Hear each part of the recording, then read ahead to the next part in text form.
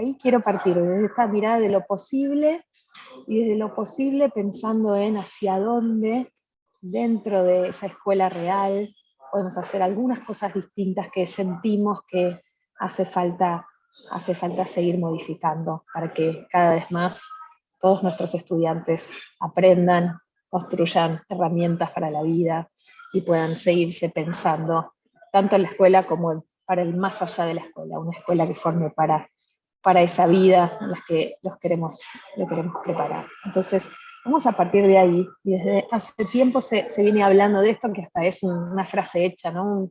Un término súper trillado, si se quiere, que es la innovación en educación. Y a veces pareciera que innovar en educación, y esto por supuesto es interesante, tiene que ver con trabajar con tecnología en la escuela, con robots, con programación, y por supuesto que fortalecer toda esa área es súper importante e interesante para este mundo que se viene.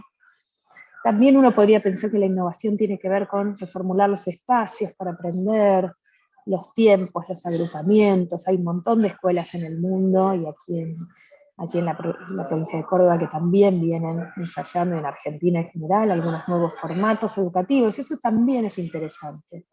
Pero no voy a hablar de eso hoy. La visión de la innovación que a mí me guía en la escritura de este libro, que por otra parte aprovecho de decir que está disponible en las escuelas, así que si lo quieren consultar y profundizar, ahí lo van a tener.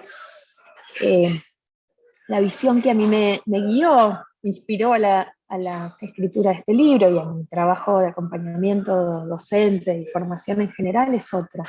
Eso es una innovación que tiene más que ver con hacer lo que uno puede, desde donde uno está, con lo que sabemos y con lo que tenemos, pensando en cómo llevarlo más lejos. Y a mí me gusta mucho esta imagen de los dos cavernícolas con la rueda cuadrada, porque de algún modo representa el modo en que quiero acercarles el concepto de innovación educativa, ¿no? Cuando uno tiene una rueda cuadrada, y representando en este caso una escuela que hay muchas cosas que hace bien, pero que en algunos sentidos es una rueda cuadrada, que no termina de rodar, uno podría tomar dos caminos.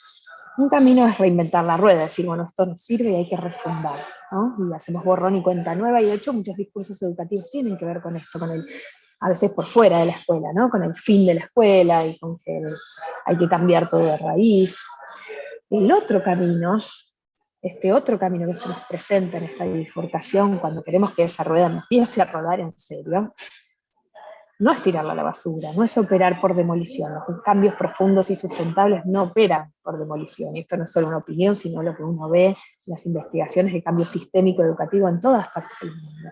Si no quiero tirar la rueda a la basura, reinventar la rueda, hacer borrón y cuenta nueva, el otro camino es que, a ver, háganme gestos ahí a la pantalla. Si uno tiene una rueda cuadrada y quiere que empiece a rodar, lo que uno tiene que hacer es esto, ¿no? Limar esos bordes.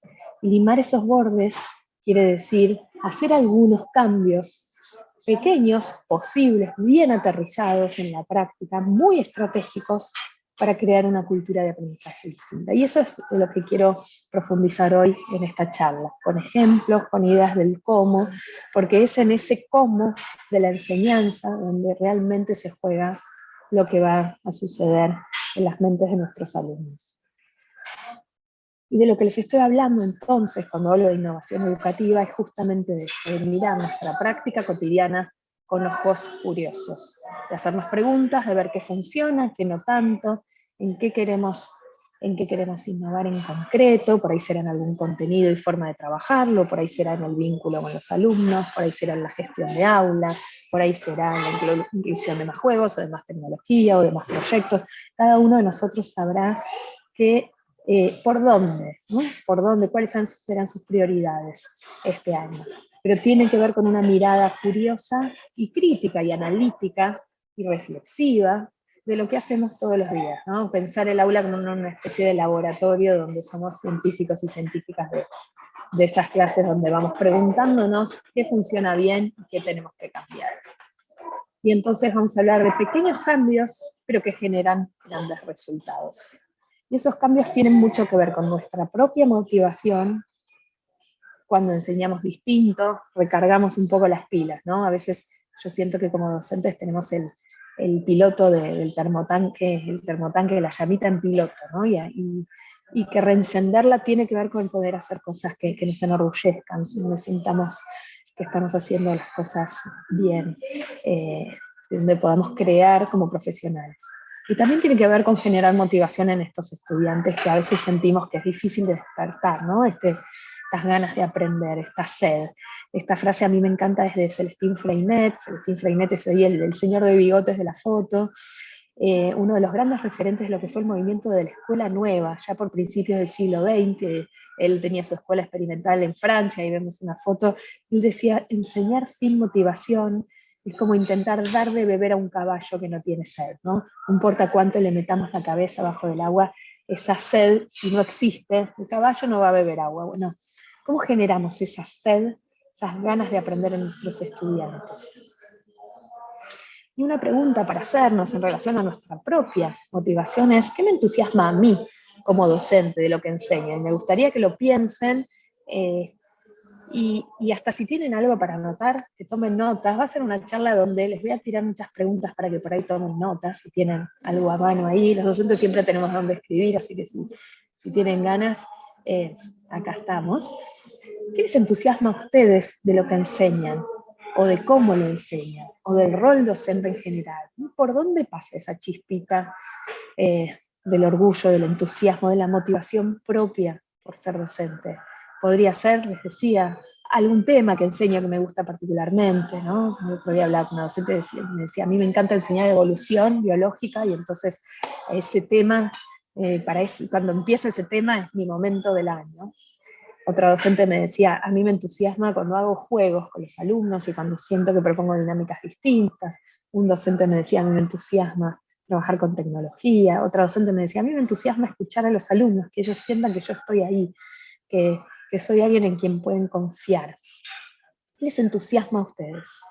Y la segunda pregunta es, ¿en qué les gustaría innovar? ¿Qué sienten que no está funcionando? ¿Por dónde introducir los cambios?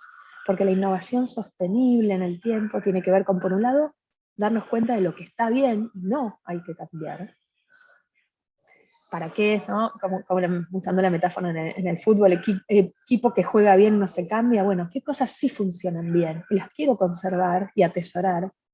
¿Y qué cosas hay que cambiar y por dónde? Entonces, poder discriminar unas de otras es clave para poder hacer cambios pensados en la práctica real, no los deseos, las buenas intenciones, la práctica real, que es ahí, ¿no? En la cancha se ven los pingos. ¿Y por qué innovar en educación hoy? ¿No? Hay cierto consenso de que hay cosas que hacen a que esa rueda esté cuadrada.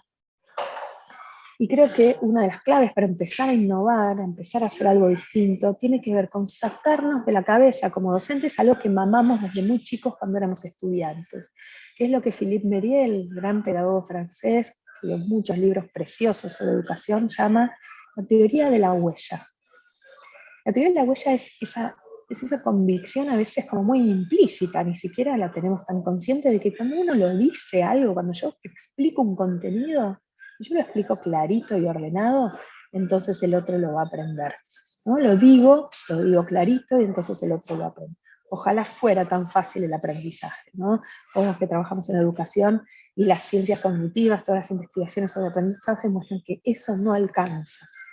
Y a mí me encanta esta viñeta que lo ejemplifica de manera muy simpática, donde están estos dos niños y uno le dice al otro, le enseñé a Stripe cómo silbar, ¿no? Stripe es el perro que está ahí. Entonces se agacha el otro, es una especie de evaluación auténtica del silbido. Y dice, no lo escucho silbando.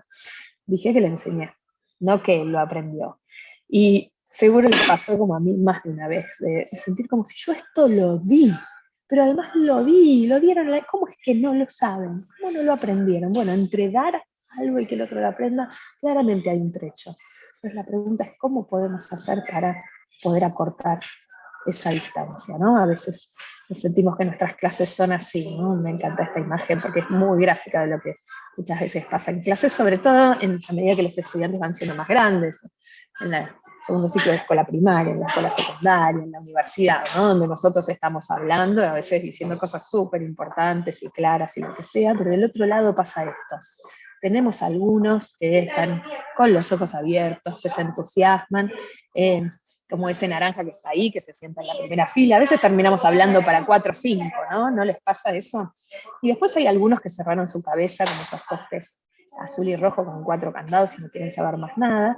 Pero también está, y ahí quiero poner el foco, la gran masa gris de estudiantes, donde sentimos que a veces van cumpliendo con los requisitos, van jugando las reglas del juego, el oficio de alumno, van a veces aprobando incluso, pero a los cuales ese conocimiento les dejó poca huella cognitiva y emocional, ¿no? Aprendieron poco y además no se conectaron tanto, ¿no? Se generó lo que llamamos en educación, y esto le puso el nombre por primera vez Alfred North Whitehead, ahí está en la foto, un matemático, un filósofo de principios del siglo XX también. Él le puso el nombre de conocimiento inerte, ¿no? Inerte como una piedra que está ahí sin vida, que quedó en el arcón de la memoria y que no podemos usar, que no es parte de lo que podemos usar para la vida. Perdón si hay un poco de ruido ambiente, espero que se me escuche bien. Y vale la pena pensar nuestra propia biografía escolar, ¿no? De todo ese conocimiento inerte, de esas cosas que estudiamos un montón, a veces hasta nos sacamos 10 felicitado, pero hoy nos suenan de oídas, ¿no? No son parte de lo que podemos usar. Uno dice, qué picardía, ¿no? Y, a ver, les pido, y si tienen para anotar, genial también, que traten de hacer memoria, a ver qué cosas, qué temas estudiaron, y hoy les entraron por un oído y les salieron por otro, ¿no? Yo siempre que hago esta pregunta aparecen, alguien me dice los logaritmos, otros me dicen las reacciones redox, otros me dice la Revolución Francesa, otros me dicen el análisis sintáctico, no importa tanto de qué área sea, ¿no? Tiene más que ver con el cómo nos lo enseñaron, y también con cuánto nos comprometimos, por supuesto. Entonces, esto, ¿no? Algo que estudiaron pero nunca entendieron bien. Y también vale la pena mirar para adentro, decir, bueno, de lo que yo enseño de este año, me toca enseñar en 4º grado, me toca enseñar historia en 4º año de la secundaria, me toca enseñar psicología, filosofía, matemática, ciencias naturales. ¿Qué anticipan ustedes o mirando el año anterior que quedó como conocimiento inerte? Bueno, ahí hay un nicho para la innovación, para decir, bueno, si parte de lo que enseño yo me imagino que va a quedar como conocimiento inerte, hay algo que tengo que cambiar. ¿Cuál es el archienemigo del conocimiento inerte, ¿no? Que es del otro lado del ring? Bueno, porque el aprendizaje profundo, ese aprendizaje que nos llevamos para la vida, que es nuestro, ¿no? Y también vale la pena hacer un ejercicio de introspección pensando en algo que ustedes digan, esto lo sé bien, que puede ser académico, profesional, o algo que hayan aprendido en la formación, o también de la vida cotidiana, ¿no? Una directora de escuela me decía el otro día, bueno, yo comprendo bien el tejido, porque sé tejer, porque me dan distintos tipos de lana y tejo con todas, porque se lo puedo enseñar a otro, porque puedo, porque puedo explicar, como dar una clase y escribir un instructivo de cómo se teje, porque puedo tejer cosas diversas, puedo tejer un saquito, un gorro, un pullover, porque me doy cuenta de si algo no salió bien, por ejemplo, se saltó un punto, cómo resolverlo. Bueno, todos esos que, para ponerle jerga de la didáctica, llamamos desempeños de comprensión, ¿no? ¿Cómo hacemos para generar eso en nuestros alumnos? Y acá hay una lista que no es exhaustiva, pero que es orientadora, creo que orienta bien, que es esto de, ¿qué evidencias tengo de si un estudiante comprendió un concepto? Y esto nos ayuda tanto para pensar en la enseñanza, porque la idea es que puedan practicar todas estas maneras de trabajar un contenido, que haya distintas puertas de entrada, y también en la evaluación, ¿no? Que son 2 caras de la misma moneda, finalmente. ¿Cómo me doy cuenta de si alguien comprendió un concepto? Bueno, si lo puede explicar con sus palabras, ¿no? Tiene que poder explicarlo, sí, eso está muy bien, pero no alcanza. Tiene que poder dar ejemplos, tiene que poder usarlos al servicio de resolver una situación problemática, tiene que poder relacionarlo con otras cosas que sabe de antes, con su propia vida, tiene que poder proponer preguntas sobre el tema, representarlo con una metáfora, con una imagen, explicar por qué es importante, establecer una conexión con su propia vida, enseñárselo a otros, como me contaba esta colega. Y hay una dimensión, que es el último punto que está ahí, que es enorme, no es menor para nada, todo lo contrario, es la dimensión emocional de la comprensión.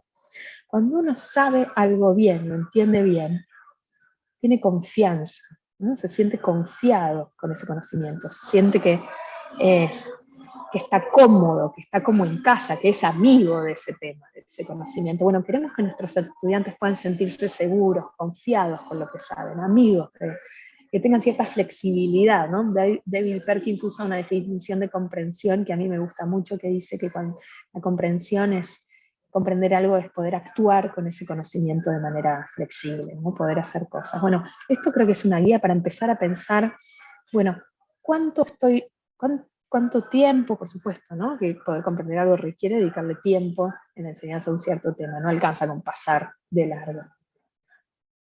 Entonces, vuelvo a esta idea de pequeños cambios y grandes resultados con el sentido de construir una cultura de pensamiento curioso, crítico, reflexivo en el aula.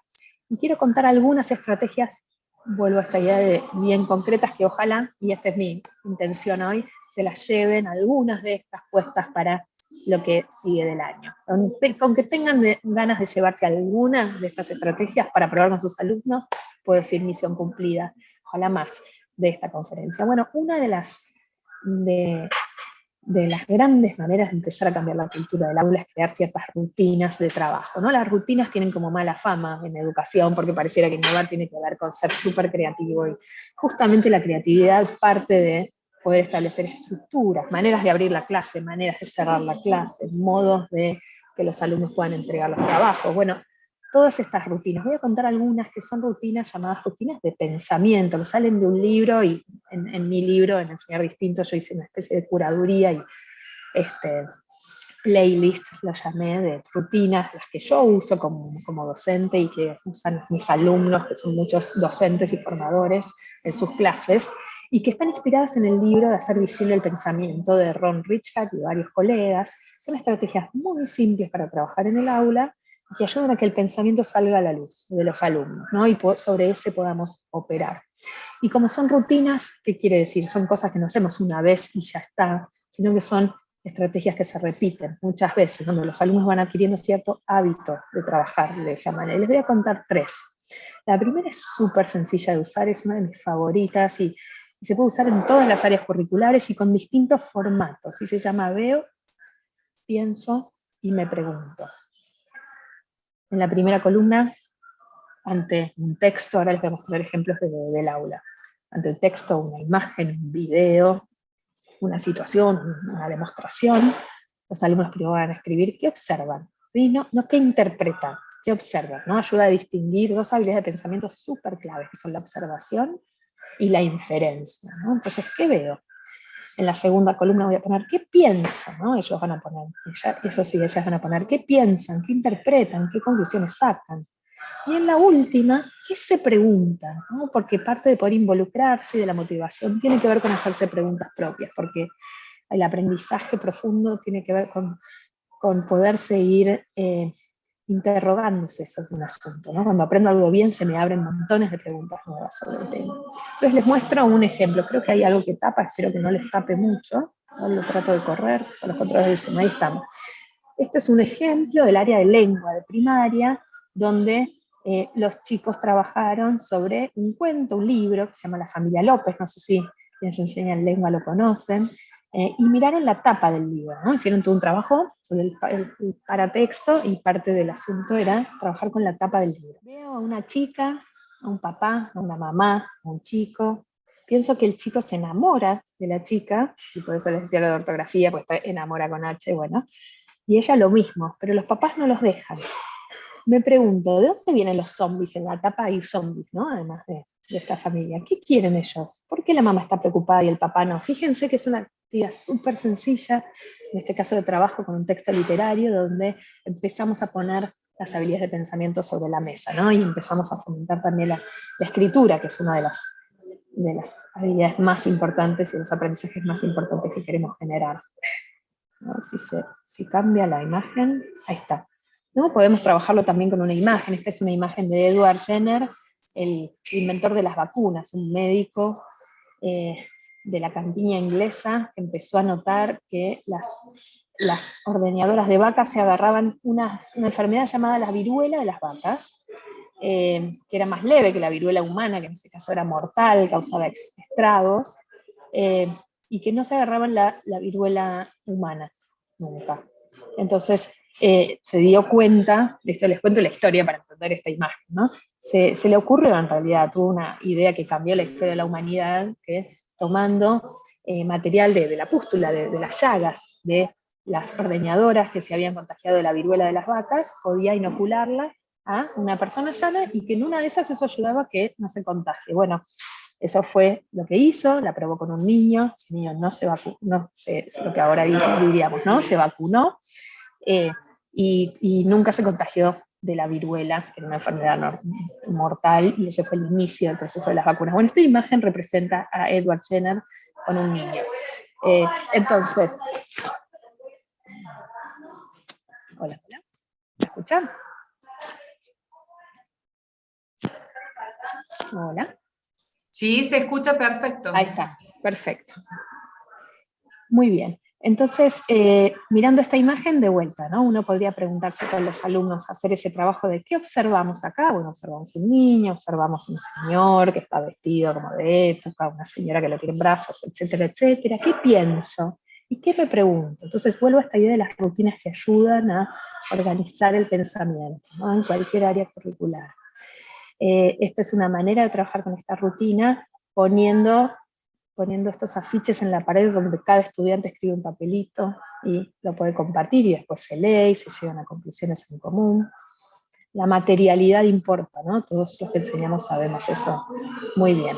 Esta es otra que es muy interesante para empezar a trabajar textos y distintos recursos desde distintos puntos de vista, y se llama la brújula, y usa la metáfora de los puntos cardinales para mirar el asunto desde 4 puntos de vista.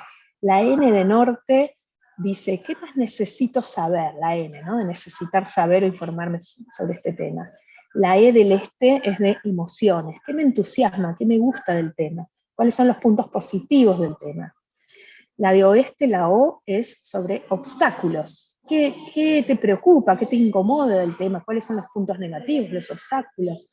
Y la S de sur tiene que ver con las sugerencias. ¿Qué opiniones o sugerencias tengo sobre este tema? Miren cómo lo usó una docente, en este caso de 6º grado, para trabajar un texto con sus alumnos. Es un texto informativo, una noticia, donde hablan de científicos japoneses que quieren excavar hasta llegar al centro de la Tierra. Los alumnos leen el texto y tienen que completar la brújula.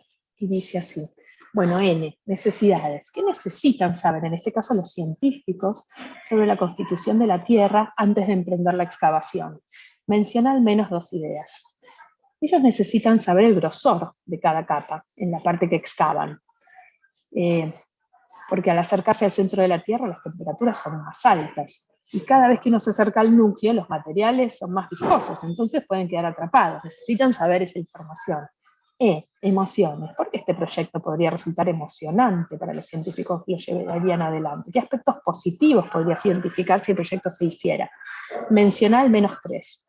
Este proyecto puede resultar interesante porque ganarían reconocimiento y un gran avance en la ciencia. Fíjense cómo esta rutina ayuda a poder organizar la cabeza, ¿no? Y poner por escrito distintas miradas de una manera más lúdica, además, sobre el mismo tema.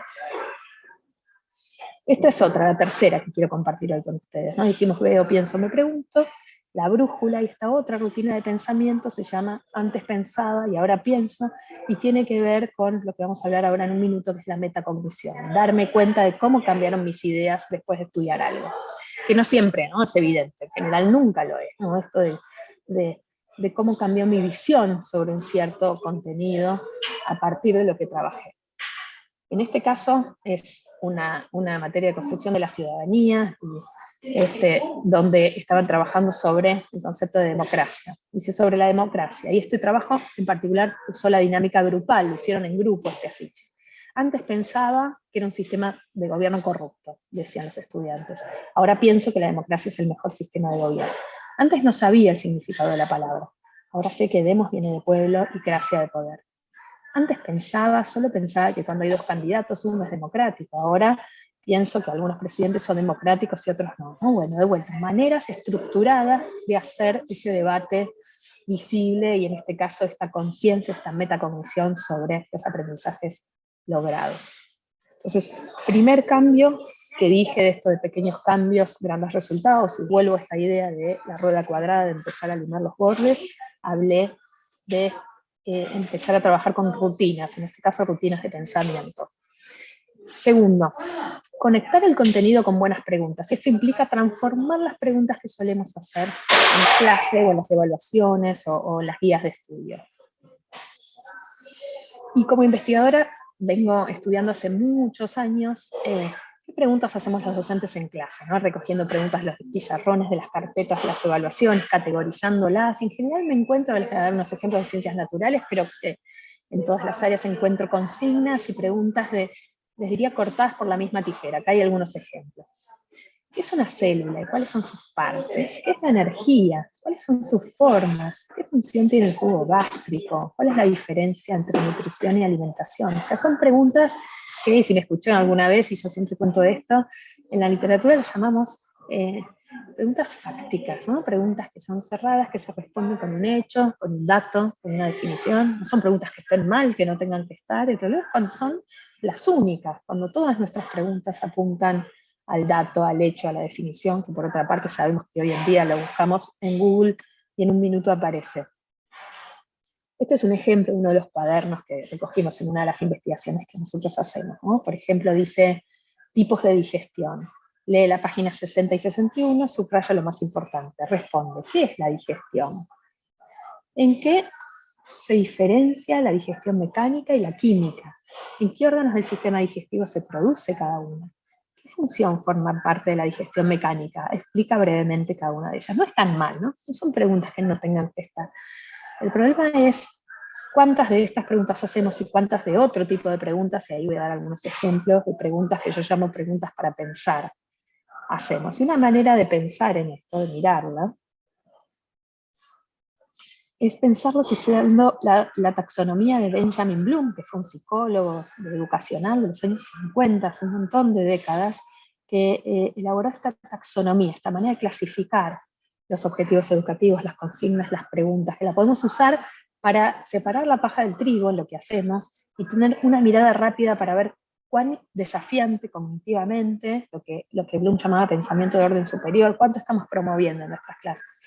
Pensamiento de orden superior versus el pensamiento de orden inferior, el más básico. Entonces Bloom hablaba de todos esos objetivos educativos y consignas, y en este caso preguntas, que hablan de, que requieren que los estudiantes recuerden, recuperen información, ¿no? Todas las de antes que les mostré son de ese escalón amarillo.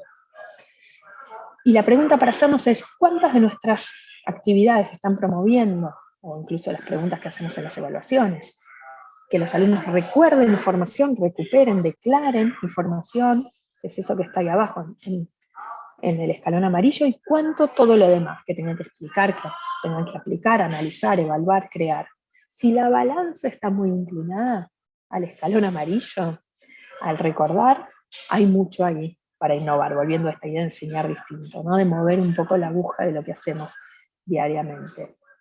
Entonces, la idea es elaborar preguntas para pensar, o bueno, yo las llamo así, y una de las cosas que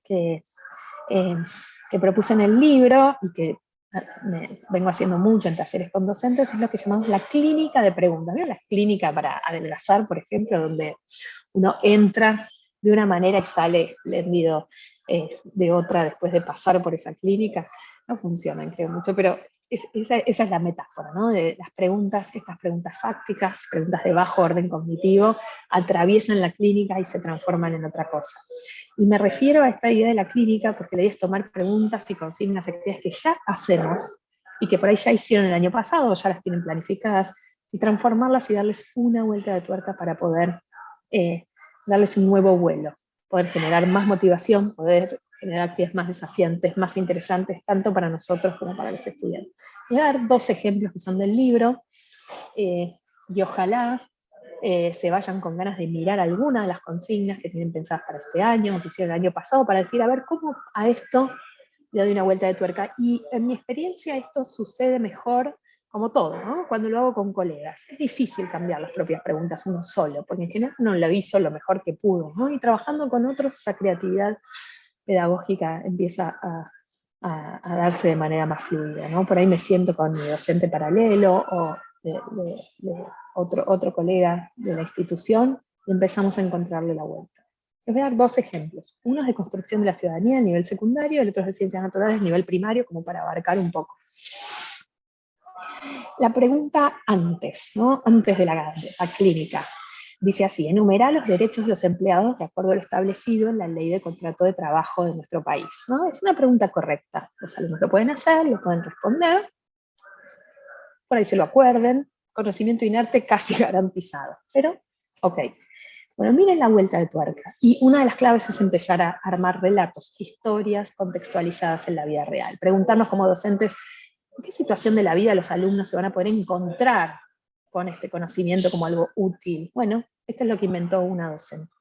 Estás en tu casa, se las leo, un sábado por la noche, con ganas de ver una buena película. Para coronar el momento, pediste helado a través de una aplicación de entrega de pedidos a domicilio. Cuando tocan el timbre para entregar el pedido, notas en la cara del empleado unos raspones que aparentan haber sido causados recientemente. Le preguntas qué le pasó y te cuenta que unas cuadras antes de llegar patinó con la bicicleta y se dio un fuerte golpe. Le ofreces un paño húmedo para limpiarse, pero te dice que no es nada, no se puede demorar mucho más, ya que tiene que seguir entregando otros pedidos. No podés dejarlo ir sin ayudarlo de alguna forma. Mientras vas a buscar el cambio para darle la propina, aprovechas y voy al contenido. Lo que conoces sobre la ley del contrato de trabajo y los derechos de los empleados, para escribir en un papelito 3 recursos concretos que lo pueden ayudar para sobreponerse al golpe que tuvo, sin perder el derecho a su remuneración. Entonces quiero hacer un doble clic con esta nueva versión de la pregunta, que es el siguiente. Fíjense, el contenido es el mismo, es poder, hay que recuperar la información sobre los derechos de los empleados en relación con la ley de contrato de trabajo en nuestro país. Pero no porque sí, sino para comunicárselos a alguien que los necesita. Y entonces esto activa otras habilidades de pensamiento. La primera es ponernos en los zapatos de otro que necesita esta información, entenderla, ¿no? Para poder usarla. Entonces implica que se la pueda contar de manera clara, que pueda conectarlo con el caso en particular.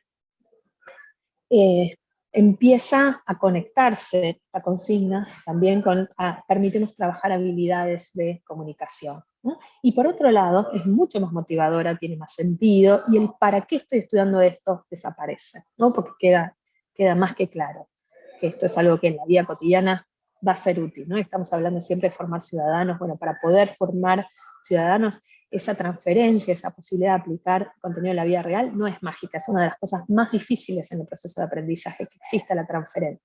Para que suceda hay que ayudar haciendo ese puente antes. No sucede por arte de magia, ojalá de vuelta fuera más fácil, pero no lo es, todos lo sabemos. Entonces, este tipo de consignas ayudan a que ese puente suceda. Vamos con otro. Este es un ejemplo de ciencias naturales a nivel primario, y el antes es también una consigna correcta, fáctica, ¿no? sin mucho vuelo. Dice así: describir el planeta Marte, ¿qué tiene en común con el planeta Tierra y en qué se diferencia? Eso es algo que es muy clásico cuando los alumnos de primaria aprenden su sistema solar, leen y escriben sobre las características de los planetas, y hasta ahí quedó, ¿no? No está mal, pero probablemente no genere mucho involucramiento personal, ni tampoco conocimiento profundo. Pasa por la clínica la pregunta y vamos al después. Dice así: te mandan en una misión exploratoria a Marte, y descubrís que hay varias razones por las cuales los terrícolas podríamos llegar a poblar Marte en un futuro lejano. Nuevamente en el planeta Tierra, estás al frente de un auditorio interesado en escuchar tus descubrimientos. Convencelos de las razones por las que vale la pena invertir dinero en continuar la misión. De vuelta, para poder convencerlos de si vale o no la pena invertir dinero en esta misión, voy a necesitar saber las características de Marte. ¿Tiene atmósfera, no tiene atmósfera? ¿Tiene agua? ¿Cómo es la gravedad de Marte? ¿En qué se parece a la Tierra para que nos puede servir para vivir ahí? ¿En qué se diferencia? Todo eso hace falta, pero no porque sí, sino en el marco de una situación donde eso es relevante. Y al igual que en el papelito que tenía que escribir el alumno en la pregunta pasada, aquí la manera de comunicarlo es tratando de argumentar ante un auditorio que quiere escuchar mis descubrimientos, ¿no? Estamos hablando de situaciones lo más auténticas que podamos diseñar. Entonces, vuelvo a esta idea, ¿no?, de vincular también el contenido conceptual con las habilidades de pensamiento, en el marco de estas consignas que son más auténticas, ¿no? David Perkins, que ya lo cité hoy, habla de jugar el juego completo, ¿no? Sentir que estamos en algo que se parece lo más posible a la vida real. Y último de los cambios que quiero traer hoy, que también es parte de estos pequeños cambios que cambian rotundamente la cultura de la clase y que son bastante sencillos y cercanos para implementar, es dedicar tiempo a reflexionar, a que los alumnos, alumnas, reflexionen sobre lo que aprendieron, a que se den cuenta lo que aprendieron, no cuando solamente reciben una nota en una evaluación, sino mucho antes, es más, permanentemente, ¿no? Incluir lo que llamamos la metacognición como parte de la cultura de todo lo que hacemos. Yo soy una especie de fanática de la metacognición y mis alumnos hasta a veces se ríen un poco porque termino siempre las clases y empiezo con actividades de metacognición, pero si uno mira la investigación educativa, cuáles son los factores que inciden más en que los alumnos aprendan, especialmente aquellos a los que les va peor en la escuela, la posibilidad de darse cuenta, reflexionar y monitorear uno mismo su propio aprendizaje es lo que hace la mayor diferencia en el éxito educativo. Y por suerte, la buena noticia es que es bastante sencillo empezar a andar ese camino. Le voy a dar ejemplos, ¿no? Yo la llamo una especie de superpoder a la metacognición, porque realmente nos empodera como aprendices para aprender lo que sea que vayamos a querer seguir estudiando el resto de la vida. Y esto es clave para la generación que tenemos en la escuela, las generaciones que tenemos en la escuela, que van a tener que seguir aprendiendo más que nunca antes en la historia, ¿no? Donde el mundo está cambiando rápidamente, lo vemos nosotros ya como adultos, donde probablemente sus trabajos tengan que resignificarse, donde no importa lo que vayan a hacer, van a tener que ser buenos aprendices para que les vaya bien. Entonces es un superpoder que podemos, y creo yo tenemos la responsabilidad de poder empezar a construir desde la escuela. Voy a contarles de vuelta algunas estrategias bien concretas que yo uso, que usan colegas y que dan buenos resultados. La primera es el semáforo, probablemente la conozcan, que se puede usar con niños pequeños, pero también con adultos, y también todo esto que conté sirve también para la formación docente, por supuesto que sí. Al final de un tema, o de una clase, o de alguna unidad, los alumnos completan este semáforo, donde ponen en rojo algo que todavía no aprendieron, no entendieron, en amarillo algo que les genera algunas dudas, y en verde algo que aprendí y que podría explicarle a otros, ¿no? Con esta idea de que si yo lo aprendí, tengo que poder hacer algo con ese conocimiento, entonces tengo que poder explicárselo o enseñárselo a otros. Acá hay algunos ejemplos. Estos son alumnos de primaria. Dice una niña, puso color verde, y tuvo que explicar por qué, y eso también fue interesante, ¿no? Ponerse solo el color es menos interesante que tengan que poder fundamentar por qué es verde o amarillo, ¿no? Lo que decidieron ponerse. Dice verde, yo me siento segura, porque me hicieron preguntas y las respondí a todas. Tampoco miremos la ortografía acá, creo que es todo un tema para charlar, no es mi especialidad, pero alguien seguro sabrá más que yo de esto para poder abordarlo. Yo me siento segura porque me hicieron preguntas y las respondí a todas. Amarillo, yo entiendo, pero me da vergüenza y no sé cómo explicarlo, entonces todavía no estoy en verde. Estar en verde, fíjense cómo este alumno ya está teniendo conciencia de que estar en verde es poder explicárselo a otro. Este es de lengua, de primaria. Estaban trabajando con construcción de oraciones, verbos, tiempos verbales. Y dice así, miren qué linda esta formulación que hizo esta maestra. El rojo es todavía me resulta difícil. Miren qué interesante el todavía ahí, ¿no? Es como, no es que no lo sé porque no soy inteligente o soy malo en esto, todavía, pero estoy en camino. Algunas veces necesito ayuda, sería el amarillo, el verde me sale fácil. Dice así el primer ejemplo de la izquierda. Algunas veces necesito ayuda, me parece difícil cuando lo escucho en un audio rápido. Me sale fácil pensarlo tranquila, ¿no? Esto era en pandemia también, donde buena parte de la producción y el intercambio era a través del intercambio digital, en este caso un audio. Todavía me resulta difícil, dice el segundo ejemplo, saber quién hace esta oración. Algunas veces necesito ayuda en darme cuenta de cuál es el pasado, el presente y el futuro. Y el último ejemplo dice, algunas veces necesito ayuda para darme cuenta de cuál es el sujeto. Me sale fácil darme cuenta cuando está en presente o futuro. Y miren cómo ya uno empieza a darse cuenta de que, por ejemplo, al alumno de abajo le sale fácil algo que al alumno de arriba de la derecha necesita ayuda, ¿no? Y es una linda manera de también empezar a armar grupos de coenseñanza, donde los niños pueden trabajar de a pares, donde uno que se puso verde le puede ayudar a otro que se puso amarillo o rojo en ese mismo tema y empezar a colaborar. Este es otro que es súper sencillo y yo lo uso mucho en mis clases en particular como ticket de salida. Ticket de salida son esas actividades bien cortitas que uno hace al final de la clase, donde la clase cierra no con la voz de uno como docente o como sonó el timbre de la campana y se acabó la hora o se acabó el Zoom, sino con la voz de los estudiantes, con un espacio para bajar a tierra, para poder conceptualizar lo que se llevan. Es enorme la diferencia de cuando hacemos eso que cuando no lo hacemos. Entonces, este se llama 3-2-1. Y yo le puedo poner lo que se me ocurra, ¿no? Ese 3-2-1. Esta es una posible manera. 3 ideas que aprendí en esta clase o que me llevo, o 3 ideas claras que me llevo, yo les podría decir 3 ideas claras que se llevan de esta conferencia. 2 preguntas en las que me voy pensando. Y una metáfora que representa, por ejemplo, en este caso, el enseñar distinto, si fuera sobre esta conferencia. Una metáfora que representa lo que aprendimos hoy. Una canción, una imagen, ¿no? Ese 3-2-1 no lo va formulando. Les muestro ejemplos también, para que vean cómo lo hicieron colegas de ustedes. A ver si me da bolilla. Esta es una que lo hizo una maestra de inglés, el 3-2-1. Y ella, ahora les traduzco, pero dice así: 3-2-1 es 3 hechos que aprendí, 2 preguntas que todavía tengo, también de vuelta el todavía tengo, y una opinión, decidió esta maestra poner, una opinión que tengo sobre el tema. Y en este caso eran chicos que estaban estudiando sobre los osos polares y la vida de los osos polares. Y las adaptaciones de los animales, y se camuflaba los animales al ambiente. Entonces dice, 3 hechos que aprendí, que hay 3 tipos de adaptaciones en los animales, que los osos polares no tienen una especie de grasa que se llama blubber en inglés, que el camuflaje es útil para esconderse y que los animales eviten ser comidos. 2 preguntas que tengo todavía. ¿Por qué los osos polares no tienen esta grasa que tienen otros, ¿no? Esta capa?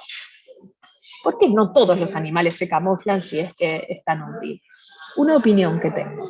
Pienso que las adaptaciones animales es un tema muy interesante porque cada adaptación es útil para cada animal en el mundo. Entonces, fíjense de vuelta, la clase cierra con la voz de los alumnos. Yo empecé a ser fanática de esto en una época que daba clases muy masivas en la universidad para 80 estudiantes y me pasaba que obviamente tenía algunos de los cofres naranjas que les había mostrado, no sé si la vieron en la primera imagen, de estos que participaban mucho, y había un montón de los cuales no tenía mucha idea de qué estaba pasando, ¿no? Y me iba preocupada hasta que un día empecé a instalar esta rutina de al final de la clase en papelitos hacíamos 2 ideas claras y una pregunta en la que se iban pensando.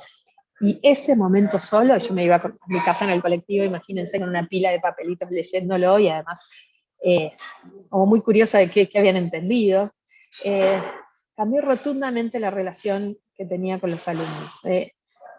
Primero, de darme cuenta de que muchos más habían estado prestando atención, entendiendo, incluso algunas cosas que los alumnos ponían como algo que les había quedado claro no estaban bien, entonces era una buena oportunidad de empezar la clase siguiente, revisando eso que había quedado confuso, lo cual no me hubiera enterado hasta la evaluación. La clase siguiente empezábamos con algunos de los papelitos y ellos siempre esperaban a ver cuáles leía, como manera de empezar con la voz de los estudiantes. Bueno, todas estas rutinas que empiezan a cambiar un poco, ¿no? Esa manufactura de la clase y eso que nos pasa a los docentes, la necesidad de tomar la temperatura más allá de qué cara ponen, ¿no? De qué están pudiendo producir con lo que les estamos enseñando. Última estrategia que les cuento de metacognición es la escalera de la metacognición, que también es una hermosa herramienta que se puede, como bien ven aquí, se puede usar desde jardín de infantes hasta la educación, la universidad, en la formación docente, la educación para adultos. Empieza de abajo para arriba, la empiezo a recorrer así, empiezo con el ¿qué aprendí? ¿Cómo lo aprendí? Y esto los alumnos lo pueden hacer por escrito, oral, ahora van a ver distintos formatos. ¿Qué aprendí? ¿Cómo lo aprendí? ¿Para qué me sirvió? Importante para esto de hacer la conexión con la vida real, ¿no? Y miren el cuarto. ¿En qué otras ocasiones puedo usarlo? Volviendo a esta de la vida real. Miren algunas maneras de hacerlo. Bueno, esto es un jardín de infantes que lo tenía en la pared, ¿no? Como parte de esto, establecer rutinas y modos de trabajo que se repiten en el tiempo, ¿no? Vuelvo a esta idea de que las rutinas pareciera que han pasado de moda, pero que realmente habilitan la reflexión y la creatividad. Entonces los niños y las niñas ya sabían que al final de cada proyecto había un momento de conversar sobre la escalera. En este caso le cambiaron el orden y pusieron cómo lo hemos hecho, qué hemos aprendido, en qué otra ocasión lo podemos usar. Y cada proyecto cerraba con esa conversación. Esta es una profesora de literatura que lo hizo en un Padlet. donde lo que hizo, y fue interesante también el uso de la tecnología, que al final de cada semana, cada estudiante tenía que poner qué aprendió en esa semana y cómo lo aprendió. 1 minuto, fíjense ahí la duración de los videos. Y eso al principio era raro, ¿no? Los alumnos nunca les habían preguntado, ¿no? Y era como, ¿para qué quieres saber? ¿Se califica, no se califica? Que alguien les pregunte qué aprendió más allá de la prueba, es contracultural, ¿no? Empieza a ser raro hasta que los alumnos se acostumbran, y sucede bastante rápido, por suerte.